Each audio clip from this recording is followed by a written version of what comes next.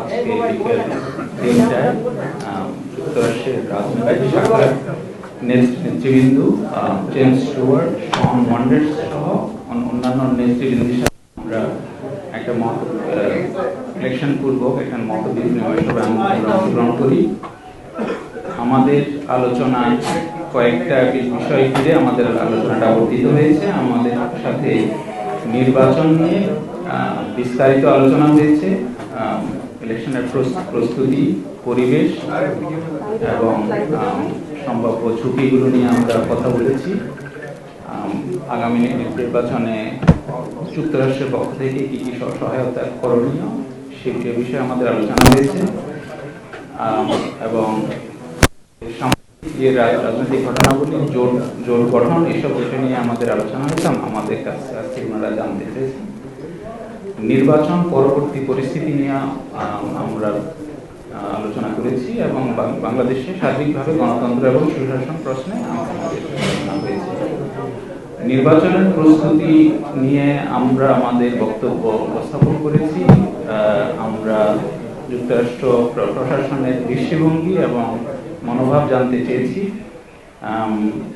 আমরা এটুকু বলতে পারি যে যুক্তরাষ্ট্র প্রশাসন আমাদের বর্তমান নির্বাচন নিয়ে তারা বলেছেন যে তারা আন্তরিকভাবে এবং খুব আগ্রহের সাথে আগামী ত্রয়োদশ জাতীয় সংসদ নির্বাচনের দিকে তাকিয়ে আছেন এবং প্রস্তুতিতে যে কোনো ধরনের কারিগরি এবং অন্যান্য সহায়তা দরকার সেটা করবেন ওনারা।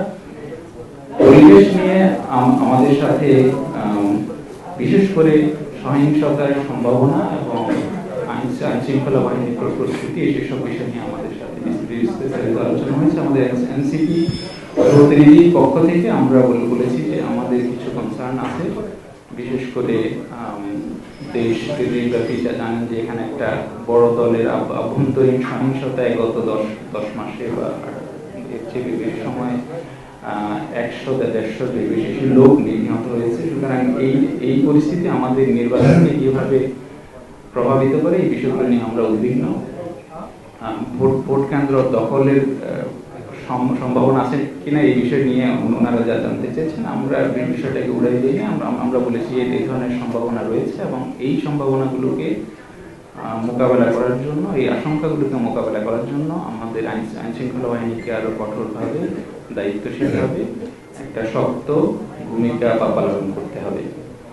রাজনৈতিক জোট নিয়ে আমাদের একটা লম্বা আলোচনা হয়েছে এবং ওনারা আমাদের শুভাকাঙ্ক্ষী হিসেবে জানতে চেয়েছেন যে জোট গঠনের প্রেক্ষাপট, এটার লাভ ক্ষতি নিয়ে আমাদের সাথে একটা উন্মুক্ত আলোচনা হয়েছে। আমরা বলেছি যে আমরা 4টা বিষয়কে বিবেচনায় নিয়ে আমরা এই জোটটা হয়েছে। প্রথমত সংস্কার প্রশ্নে আমরা যারা সমমনা দল, আমাদের জুলাই পরবর্তী বাংলাদেশ যে রাষ্ট্র চাই আমরা, সেই রাষ্ট্রে যে সংস্কারের প্রশ্নটা আমরা মনে করি যে মূল হয়ে দেখা দিয়েছে আমাদের জন্য। আমরা জুলাইয়ের অর্জনটাকে হারিয়ে দিতে চাই না এবং সংস্কার প্রশ্নে যেই দলগুলোর সাথে আমাদের আমরা সেম পেজ, যাদের সাথে আমাদের মিল আছে, সেই দলগুলোকে নিয়ে আমরা একটা প্ল্যাটফর্মে আসার চেষ্টা করেছি।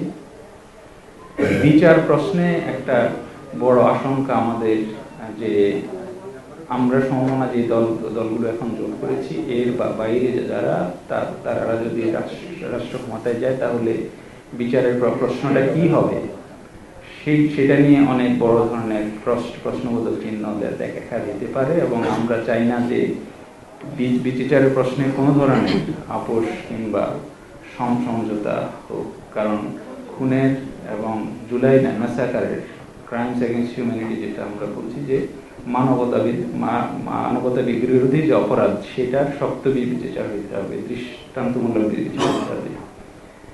তৃতীয় যে বিষয়টা আমাদের জোটকে প্রভাবিত করেছে, আমরা বলেছি যে আমাদের দেশে মানুষের মধ্যে ঐতিহাসিক কারণে, রাজনৈতিক কারণে এবং বাস্তবিক যেসব কারণে আমাদের এখানে আধিপত্যবাদ বিরোধী একটা প্রবল আকাঙ্ক্ষা আছে।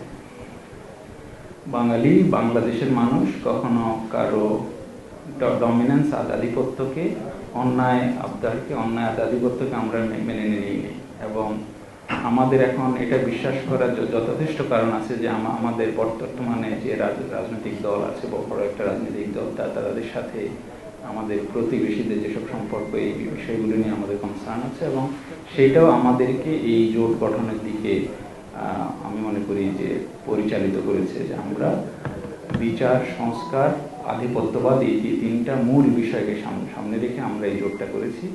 চতুর্থ যে বিষয়টা আমাদের জন্য খুবই কনসার্নিং, সেটা ছিল আমাদের প্রিয় সহযোদ্ধা শরীফ ওসমান হাদির হত্যাকাণ্ড। কারণ এই হত্যাকাণ্ডের ফলে আমরা সবাই ফিল করেছি যে আমরা আক্রান্ত হতে পারি, আমরা সবাই ঝুঁকিগ্রস্ত, এবং এই আক্রমণটা কার কাছ থেকে আসতে পারে, কারা আমাদের হুমকি দিচ্ছে